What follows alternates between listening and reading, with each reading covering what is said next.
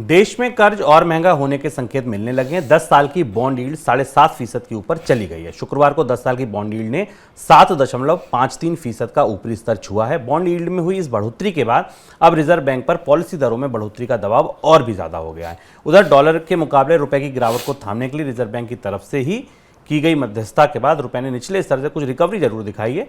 फिलहाल डॉलर का भाव 83 रुपए के नीचे आ गया है। सर, रिजर्व बैंक क्या अब रुपए की ढलान किसी तरह रोक सकता है? रिजर्व बैंक उस गहरी दुविधा में है जहां अब उसे अपना सबसे डिफिकल्ट या सबसे कठिन हथियार इस्तेमाल करना पड़ेगा। ऐसा हथियार या ऐसी तलवार जो दोनों तरफ काटेगी। रिजर्व बैंक को ये पता है कि भारत का विदेशी मुद्रा भंडार लगभग खतरे के क्रमांक के करीब खड़ा हुआ है। यानी अब हमारे पास 9 महीने तक का विदेशी मुद्रा भंडार है। $100 बिलियन या $80 बिलियन इसमें से और निकल गए तो भारत के लिए फिर चुनौती बढ़ती चली जाएगी और रुपए पर ज़्यादा दबाव होगा। इसलिए हमने देखा कि रिजर्व बैंक ने काफ़ी तेज़ी से रुपए को गिरने दिया। फिर जब रुपया 83 के लेवल से और नीचे चला गया तब रिजर्व बैंक का थोड़ा सा दखल आया। तो रिजर्व बैंक, जैसा हमने कल कहा था कि रिजर्व बैंक रुपए को सपोर्ट नहीं करेगा, रुपए की वॉलेटिलिटी को कम करने की या उतार चढ़ाव को कम करने की कोशिश करेगा। अब यहां दुविधा क्या है? अगर रिजर्व बैंक को भारत को विदेशी मुद्रा भंडार का हवन करके, उसका होम करके या उसे लगाकर रुपए को नहीं रोकना है तो उसे सिर्फ एक काम करना अब उसके लिए अनिवार्य हो गया है कि वो भारत में ब्याज दरों में तेज बढ़ोतरी करे। क्योंकि भारत की सबसे बड़ी चुनौती भारत में कैपिटल नहीं आना है। ट्रेड अकाउंट से भारत में डॉलर नहीं आते हैं। निर्यात से कोई लाभ नहीं होता भारत को बड़ा, क्योंकि भारत जितना निर्यात करता है उससे कहीं ज़्यादा आयात है, इसलिए हमें डॉलर ज़्यादा खर्च करने पड़ते हैं। और जिन चीज़ों का हम निर्यात करते हैं वो भी आयात आधारित निर्यात है। तो भारत को कैपिटल और पूंजी चाहिए और पूंजी खाता ही भारत की सहायता करता रहा है पिछले सालों में। अब इस समय जो पेचीदा परिस्थिति भारत के बाजार में बन रही, जिसका असर रुपए की कीमत पर लगातार दिख रहा है और आने वाले समय में दिखेगा, वो ये कि भारत के 10 साल के बॉन्ड की यील्ड में और अमेरिका के 10 साल की बॉन्ड की यील्ड का गैप काफ़ी कम हो गया। अभी इस समय लगभग 330 बेसिस पॉइंट के आसपास है। इसका मतलब यह है कि भारत में 10 साल का में पैसा लगाने से ज़्यादा बेहतर है निवेशकों के लिए कि अमेरिका में वो 10 साल से ज़्यादा पैसा लगाएं, क्योंकि उन्हें वहाँ बेहतर रिटर्न मिलने की उम्मीद है। इसमें रुपए का डिवैल्यूएशन भी या रुपए का अवमूल्यन भी शामिल है।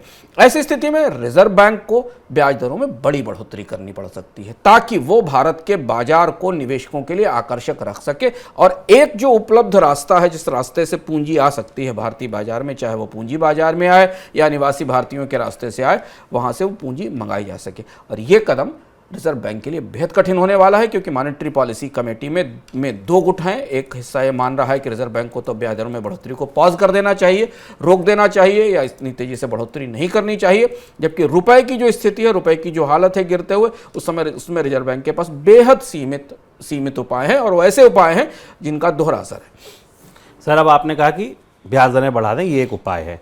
इसका अर्थव्यवस्था पर फिर कैसा असर होगा? अर्थव्यवस्था पर दोहरा असर इसलिए है क्योंकि रिजर्व बैंक इस समय भारतीय अर्थव्यवस्था तेज ढलान में दिख रही। अगले 2 क्वार्टर में आर्थिक विकास दर 5% से नीचे जाएगी। ब्याज दर में बढ़ोतरी का असर एक लैग इफेक्ट के साथ होता है। तो अभी हम जितनी बढ़ोतरी देखकर आए हैं, 190 बेसिस पॉइंट के आसपास की बढ़ोतरी, उसका असर धीमे धीमे बाजार में दिखाई देगा।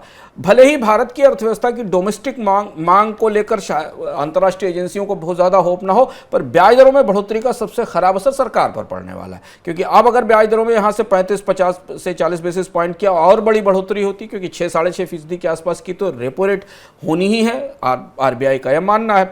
सरकार के लिए कर्ज का बोझ आने वाले समय में और ज्यादा बढ़ेगा, क्योंकि सरकार सबसे ज्यादा कर्ज लेती है। तो अब दुविधा यह है कि सरकार अगर अपने कर्ज के कार्यक्रम को कम करे, सरकार अपने लिए अपने घाटे को सीमित करे, तो शायद वो कर्ज कम कर सकती है। रुपए को बचाने के लिए आरबीआई को ब्याज दर में बड़ी बढ़ोतरी करनी होगी, या फिर ये रुपए को अपने स्तर से गिरने देना होगा, रुपए को लुढ़कने देना होगा, जो कि रुपए के नए स्तर 84 के मिल रहे हैं।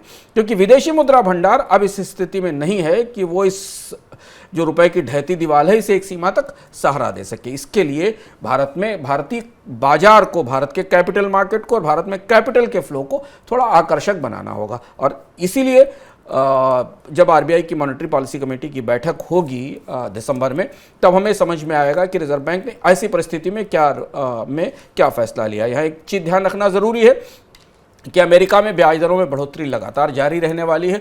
डॉलर इंडेक्स के बढ़ते रहने की संभावनाएं बराबर बनी हुई हैं, क्योंकि अमेरिका में अभी मंदी के वो संकेत आना शुरू नहीं हुए जिनकी संभावना जाहिर की जा रही है। तो अब रिजर्व बैंक की जो भी स्ट्रेटजी होगी वो इन दोनों चीज़ों को सामने ध्यान में रखकर बनाई जाएगी। बिल्कुल। अभी मतलब ये आप कह सकते हैं कि आरबीआई के तरकश के आखिरी तीर हैं, जो अगर आरबीआई चलाए तो शायद रुपए की ढलान को रोका जा सकता है।